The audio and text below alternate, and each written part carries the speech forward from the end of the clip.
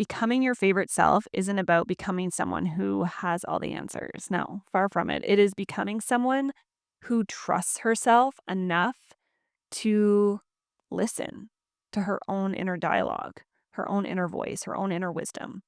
Someone who trusts herself to take the next step without needing the whole path laid out perfectly in front of her. Welcome to the Favorite Self podcast. I like to think of it not as your future self or your best self, but your favorite self. My favorite self that just makes me feel the truest version of me. What lights your favorite self on fire? I'm Carly Ottaway, founder, author, storyteller, and a woman who learned that building a successful life means nothing if it doesn't feel like yours. This podcast is for women who are building businesses, raising families, leading movements, and asking themselves, is this it, or is there more available to me? This is your invitation to come back to yourself. Let's dig in. Before we get into today's episode, I want to personally invite you to something I have been dreaming about for a very long time. The Favorite Self Retreat is happening on October 1st at the beautiful Wisdom Gardens Retreat Center in East Gwillimbury. This is a full day for the woman who can feel a new chapter calling her, the woman who is ready to reconnect with her deepest desires, trust the vision she has for her life, and step forward with the confidence to create something even bigger than she has allowed herself to imagine. Together, we'll create space to release the stories, patterns, and beliefs that no longer belong in your next chapter. But this day is also about so much more than what you're leaving behind. It's about remembering who you are, reclaiming the gifts, dreams, and desires that have always been within you, and becoming the version of yourself who feels safe, worthy, and fully capable of bringing her wildest dreams to life. You'll be guided through breath work, subconscious rewiring, reflection, meaningful conversation, and powerful exercises designed to help you clarify what you truly want and confidently step into what's next. This really isn't about becoming someone else. It's about coming home to the most powerful, expressed, and fully alive version of you and giving yourself permission to dream bigger. So if you know you're ready for your next chapter, I would love to have you in the room. Spaces are limited and spots are already being claimed. You can learn more and reserve yours through the link in the show notes. Now, let's get on to the episode. Hello, and welcome back to another episode of the Favorite Self podcast. I'm coming to you solo again today, and I want to talk about something that's been coming up a lot for me, for my clients, for my friends in business, especially over the last couple months. And that is this feeling of friction. I've called it that because I've been thinking and reflecting a lot on it. And it really is about these areas in maybe your life or your business where you're not feeling burnt out.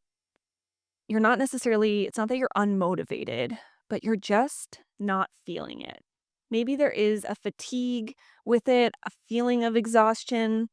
And it's just that something that used to feel relatively easy, maybe, or was something that was routine or a schedule or a habit, something that you were used to doing, it just feels a lot heavier.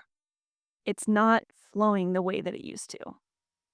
And there's this inner dialogue around how you know that you could keep doing it the same way and just push through and force it.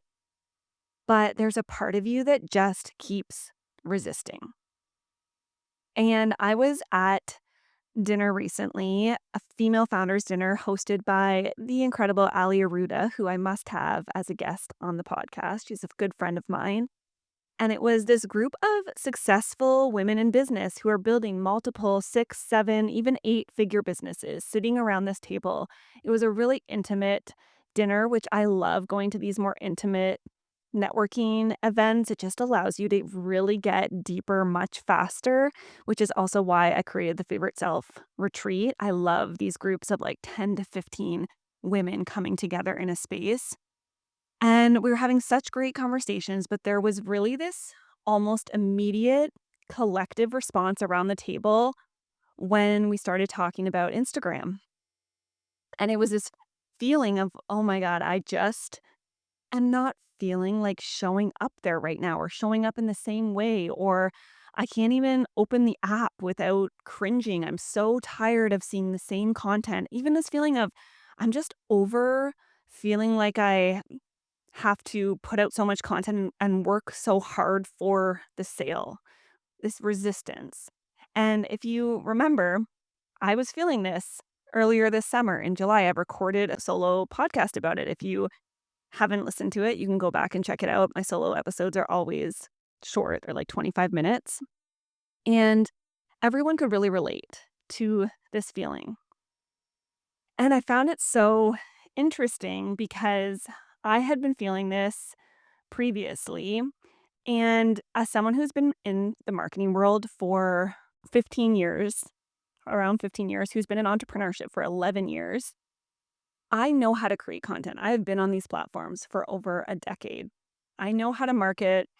It wasn't that I suddenly forgot how to do it or that it suddenly wasn't working because I'm someone that sees where these platforms are going and it's literally my job to keep up with the shifts and the changes. But along with that external shift, there's the internal shifts. And the reality was I just didn't feel like showing up the way that I had been showing up. And sitting around this table with so many other women saying the same thing made me reflect that much more on the bigger shift that's happening right now.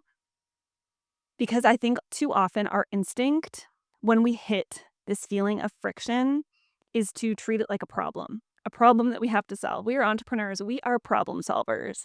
It is what we do best. And so we start asking ourselves these questions. This inner dialogue starts happening. How do I get myself back into it? How do I become more consistent? How do I push through? How do I get my momentum back? But I really like to look at, as if you heard the other episode I was talking about, how that friction or resistance can actually be useful information. And what if that resistance isn't actually something that you are supposed to overcome? It's actually showing you that you have outgrown something. Maybe you have outgrown a platform.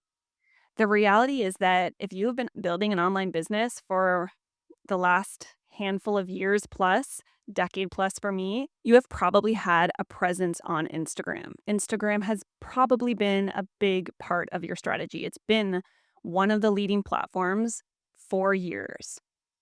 And there's also been this conditioning within this space for entrepreneurs, especially or content creators, to show up a certain way in order to appease the algorithm, get the metrics, get the likes, get the followers, get the engagement. And so we've conditioned ourselves to show up in this way. And often it actually has become a performance, maybe without us even noticing it. We've put on this mask because we know that when we show up this way, it works, it converts, it gets followers, it gets the likes. And so we start playing these roles and suddenly they start to feel normal. And this way of working starts to make sense and it starts to click. But what I think has happened is that we've lost ourselves along the way. And so now collectively we are shifting into this era that I think is so exciting because you are being rewarded more than ever for showing up as your whole self, in your truth, in your full authenticity online and Instagram specifically. But people are suddenly forgetting who they even are and what it feels like to show up in their truth because they have been doing it a different way for so long. This always comes back to with the identity shift when you are really stepping into your authenticity, your most favorite magnetic self, there is a shedding involved first. First, you need to let go of all the parts of you, all the patterns, all the behaviors, even the relationships that are not serving this most authentic version of you. And maybe that includes the way that you've been used to showing up on Instagram. And it might sound frivolous, but if you've been building an online business, you know it's not. You know that there is so much that goes into building an online presence and having the courage and the conviction to show up and use your voice and share your story in this space and build community from an authentic place. And you've also been conditioned to do it a certain way, to follow this formula, to follow this template, and probably been doing that for years. And if you are someone that's always quick to jump on the latest trend or try the latest formula or try the latest hack for growth, then I think you are especially susceptible to this. And so it's going to take work to pause and to lean back and to take off the mask that maybe you didn't even realize that you were wearing. And I think there's another element of this. It's not just the fact that you have outgrown the way that you've been showing up on Instagram.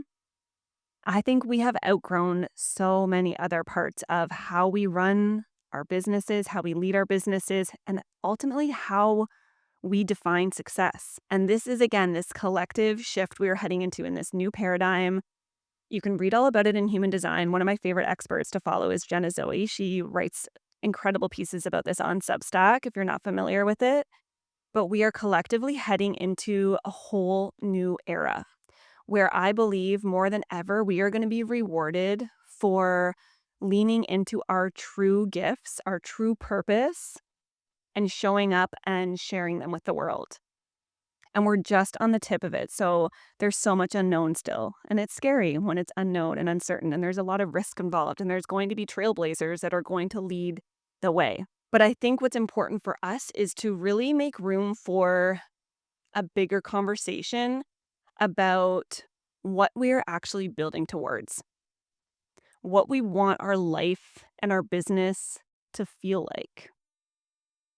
And where are we giving our power away to external results that tell us whether or not we're doing a good job? Because especially in entrepreneurship, I think it's so easy to inherit this definition of success without ever really stopping to even decide if it's ours or not. More revenue, more clients, more followers, more visibility, a bigger team, a fuller calendar, more opportunities, more growth. The list goes on and on and on. And none of those things are bad. I still want growth. I still want to make more money. I want this podcast to reach more people. And I want my businesses and the things that I'm creating to continue to grow. But this summer, I found myself asking a really simple question at the root of it. And the question is, what am I actually trying to create with all of this? If I want more money, why? Why do I want more money? If I want the business to grow, why? If I want the podcast to grow, why? What is all of it ultimately giving back to me? What's the root of it? And the answer I kept coming back to again and again was freedom, which I think so many entrepreneurs can relate to. Freedom in how I spend my time, how I spend my money, how I structure my days. Freedom to create something I am so excited about. Freedom to do the work that lights me up. Freedom to say no to the things that don't feel good, even if they used to, but don't feel good anymore. Freedom to spend more time being present with my family. Freedom to go for a walk in the woods in the middle of the day. Freedom to truly build my business around my life instead of constantly building my life around my business. So I started painting this picture in my mind of the version of me who has created that. The version of me who feels this true definition of success, who feels abundant and free. And what does she actually do all day? What does her morning look like? How does she work? What does she prioritize? What does freedom actually look like when it's not just this abstract goal, but actually a Tuesday morning, an everyday, normal Tuesday morning? And I had this realization that so many of the things that I was envisioning for my life and business, I am already living. They already exist. The other morning, I was sitting on my back deck with a hot coffee, listening to the birds, watching my kids play. It was a beautiful sunny day, and I was just slowly drinking my coffee and hanging out with my kids instead of immediately opening my laptop and jumping into a full day of meetings. And I had this moment where I'm like, this is it. This is literally what I have been working towards for so many years. This is freedom. And I also know at the same time that if I am not careful and intentional and present, I can completely skip over that moment because I am maybe lost in a spiral thinking about the next offer I'm wanting to sell, the next thing on my to-do list, the team member that I have to communicate with, the client that I need to reach back out to, and thinking about what I can do to get revenue up to where I want it to be, or to sell something that hasn't been selling recently, or whatever, chasing whatever that next goal is that maybe I haven't hit yet. And the reality is that we can spend our entire lives postponing the feeling that we are literally trying to create. Once I make this much money, then I'll feel successful. Once this offer sells out, then I can relax. Once the podcast reaches a certain number of downloads, then I'll know that it's working. Once I have enough clients, then I'll trust that the business is growing and doing okay, that I'm doing okay. And this is really rooted in my own process in manifestation because I believe manifestation is so much more than a vision board that you're creating. It is not about just thinking positively and pretending that nothing bad's happening. Definitely not. You don't need to bypass the challenges in order for your manifestations to come true. That's something I feel so passionately about. They can actually be like really powerful teachers and guides for you. And it's definitely not sitting back and waiting. It is really taking the action that's required. But even more than that, it is about embodying the result before the evidence arrives. So it's asking yourself, who would I be if I trusted that this was already unfolding exactly as I envisioned it unfolding? How would I show up if I wasn't forced to drive a certain income? How would I move through my day if I believed that I didn't have to prove myself and prove every 5 minutes that it's working? I've really realized over the years how much pressure I put on myself because I am constantly asking for and looking for proof. Proof that the right clients are coming in, proof that the podcast is growing, proof that people want to jump into the next offer, proof that the things that I'm building and creating are going to work. But I have to remind myself that I am doing my part. I am showing up. I am talking about my work. I am nurturing relationships. I'm putting out invitations. I am sharing my message and my story with the world.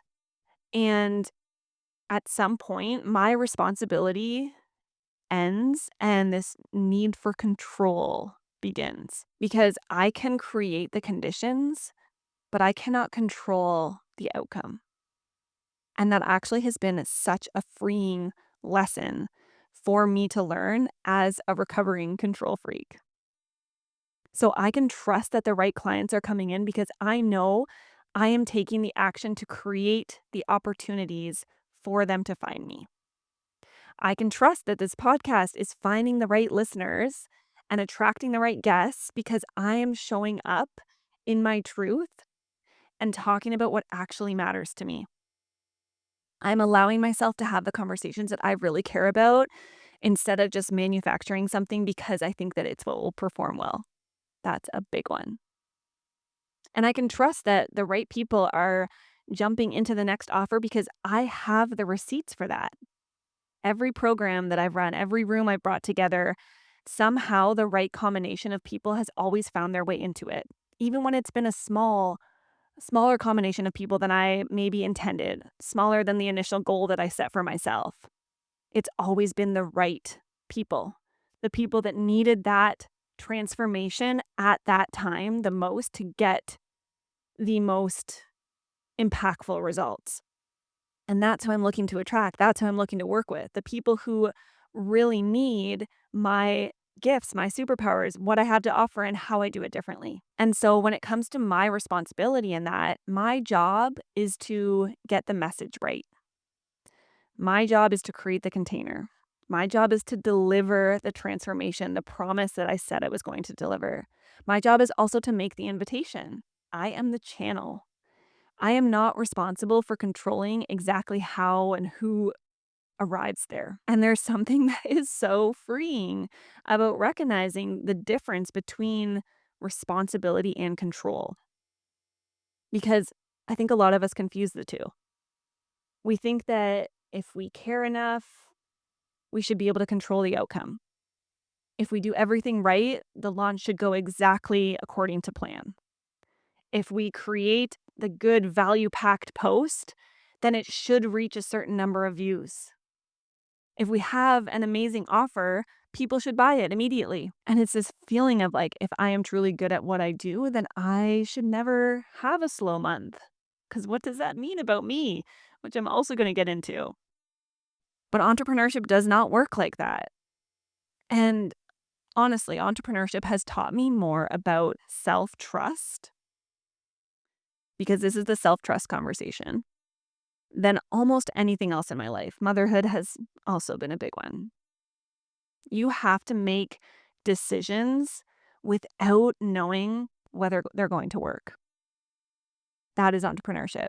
You have to be willing and brave enough to put ideas out into the world before the world has validated that they're going to work. And that doesn't mean you're not doing your market research.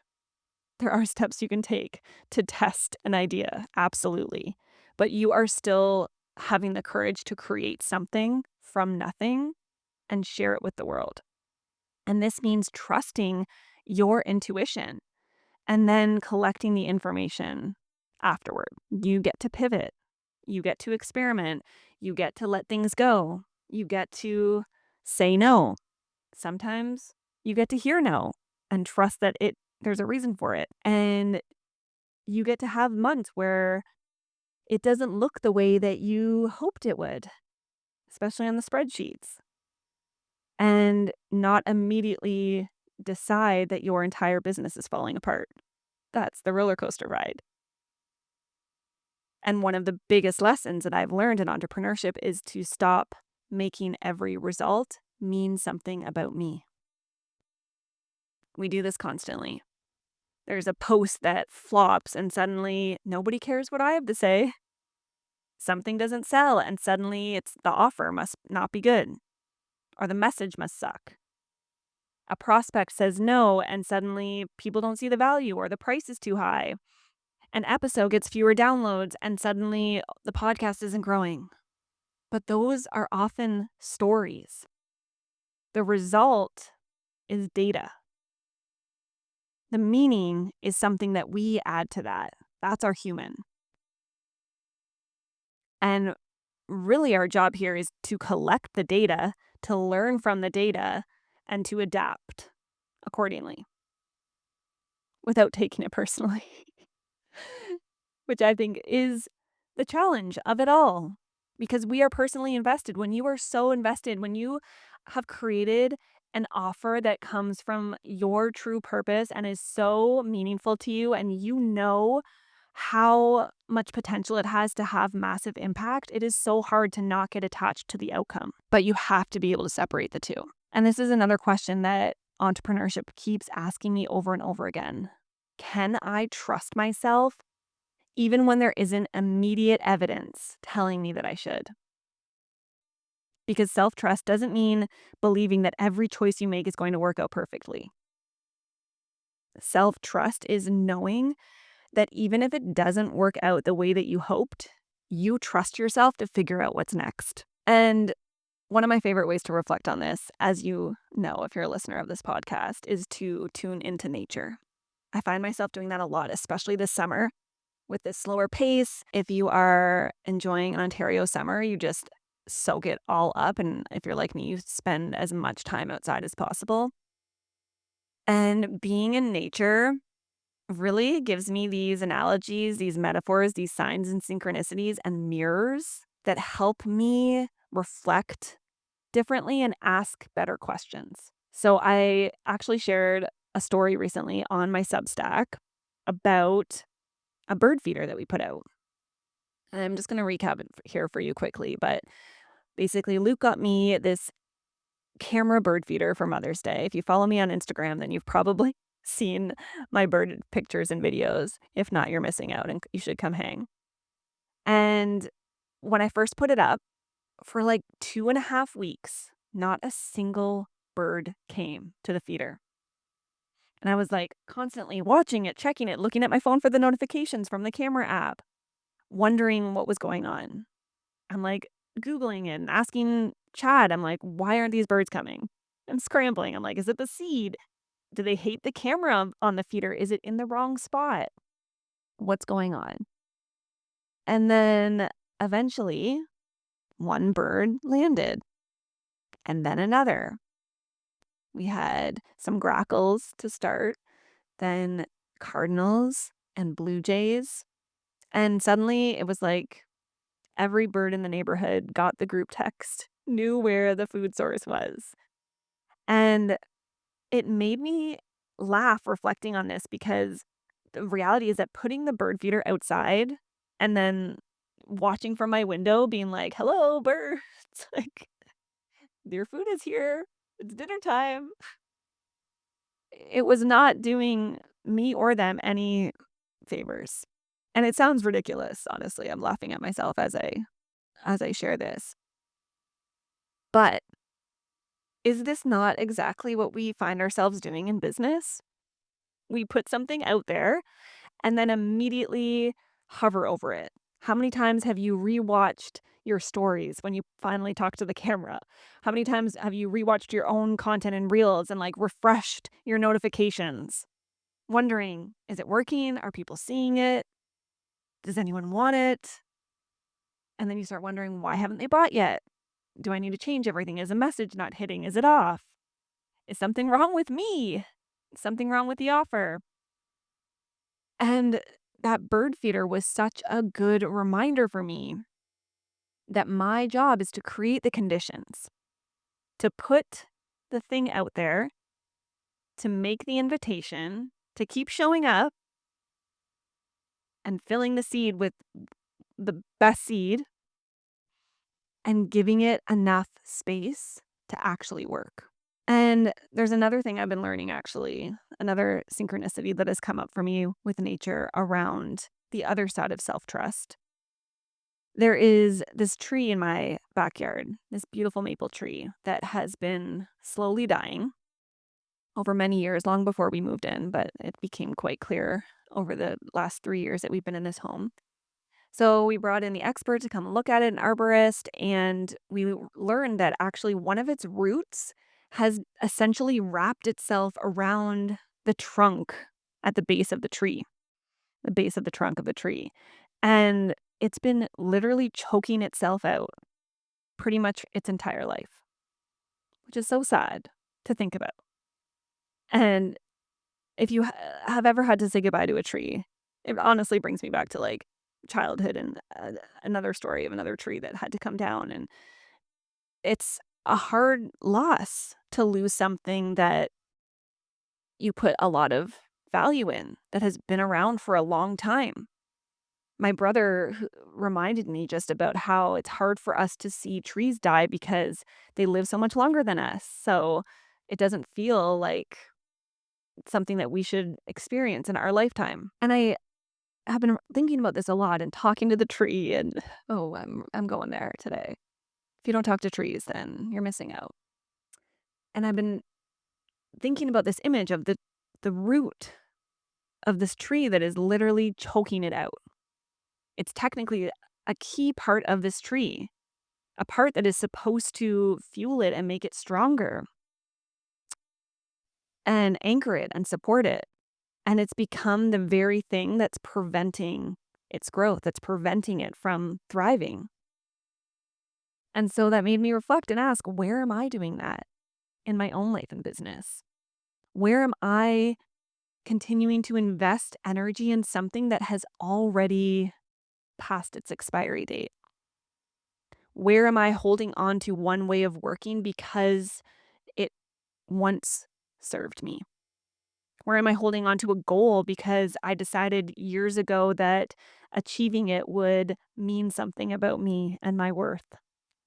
Where am I continuing to feed a strategy or a business model or relationship dynamic, an identity or version of myself that's actually choking out what wants to grow next? And I think the bigger question is, where have we mistaken longevity for alignment? Just because something has been a part of your life or your business for a long time, just because it worked in the past in another season, doesn't mean that it's meant to come with you into the next one. Just because something helped you grow and helped get you to where you are now doesn't mean that it's still going to be needed to help you grow into what's next. And maybe it's actually blocking your growth. And I think that's where this all comes full circle, because sometimes we need the reminder of the bird feeder. We need to remember to have patience. We need to remember to trust. We need to stop questioning the seed every day and wondering if it's working. And sometimes the tree needs to come down, as hard as it is to admit and to let go of. And self-trust ultimately is knowing the difference between something that needs more time and something that has run its course. Which brings me back to where I started at the beginning of this episode, and that friction. And maybe it's not that you are unmotivated. Maybe it's not that you are doing anything wrong.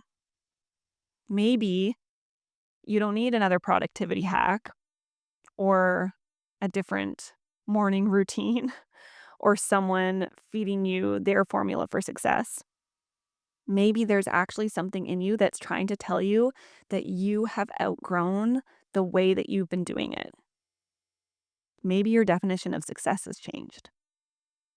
Maybe the version of you who created the goal isn't the same version of you who is living your life and leading your business today. And maybe your job isn't to force yourself back into this old container, this old restrictive way of doing things. Maybe your job is actually to trust yourself enough to ask better questions. What does success actually mean to me now? Not what's the metric I need to measure myself against in my industry. Not what success look like on Instagram. Not does what success look like for somebody that I follow online. And not even what does success look like for the version of me from 5 years ago. But to me now, my favorite self in this present moment. And so I hope if there's something you take away from this episode, you ask yourself, if the thing that I am working toward, the manifestation, the goal that I'm working toward was already inevitable, how would I show up today? What parts of the life that I say I want or the business that I say I want are actually already here? And how can I focus on them and pour into my gratitude for them? Where am I asking for proof when what I actually need is more self-trust? Where am I looking for the next quick fix instead of just giving a little bit more space and time? And what am I continuing to invest in that has already run its course? Becoming your favorite self isn't about becoming someone who has all the answers. No, far from it. It is becoming someone who trusts herself enough to listen to her own inner dialogue, her own inner voice, her own inner wisdom. Someone who trusts herself to take the next step without needing the whole path laid out perfectly in front of her. Someone who can appreciate what is here already while still nurturing her desire for more. Someone who can plant seeds and trust them to grow. Someone who is willing to let go when it's not working and you know it deep down that it's time. So that's the invitation that I want to leave you with this week. Put out the bird feeder, let the tree come down, and just notice and pay attention to how much of the life and the business that you have been working toward is already happening around you. And trust yourself enough to know what it needs and what wants to grow next. That's it for today. I'll see you next week. Thank you for listening to the Favorite Self podcast. If this episode stirred something in you, there's a reason for it. If you could take a moment to share with a friend, someone who's also building something brave, that would mean so much to me. Better yet, leave a review. It helps this message reach even more women who are ready to lead differently. And before you go, remember this. Your favorite self is already within you, waiting to be heard. See you next time.